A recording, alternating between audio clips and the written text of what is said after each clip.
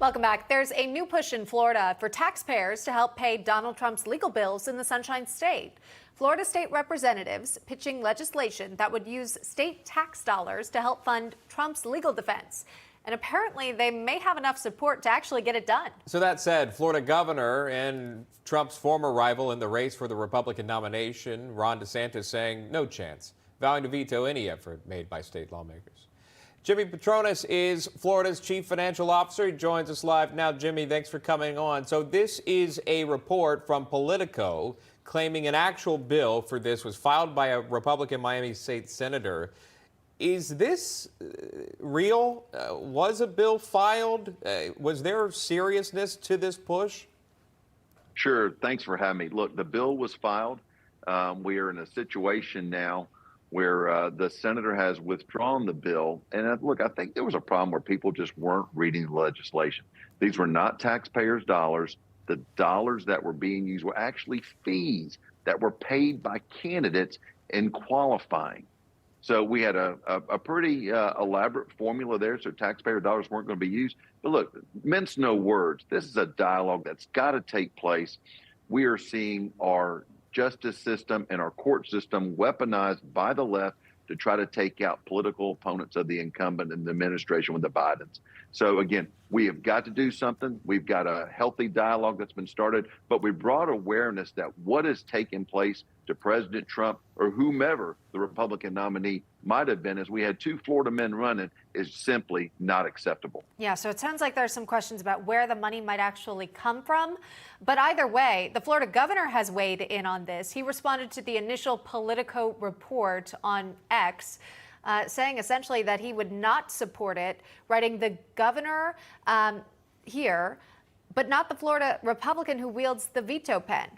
So he's not including himself in those Florida Republicans who want the taxpayers to pay for Trump's legal bills. Jimmy, what's going on here? Ron DeSantis not on board with this plan? Well, look, I know this. Jack Smith has spent over $14 million in trying to prosecute Donald Trump. I don't know how much has been spent up in New York. So when we originally proposed this legislation, we made it specific. Look, I think any state in the union would give their right arm to have a homegrown president in the White House. So this is exactly what we're thinking about.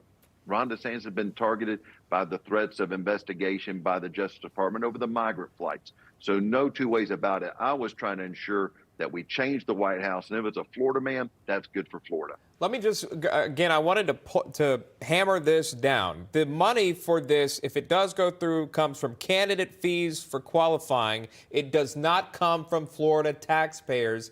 Is that correct? 100% accurate. So last year alone, candidate fees, when they qualify to run for office in Florida, go into a fund. These are fees that only candidates pay. And then those candidate fees are used in campaign financing for races that take place. It's a way to subsidize a candidate, to allow candidates that maybe don't have the means to get public financing. Same dollars, same pot of money. And we even had a formula in place to have it replenished with a volunteer fee afterwards it was utilized, if it was utilized. So again, some misunderstanding. And I tell people all the time, you got to read the bill.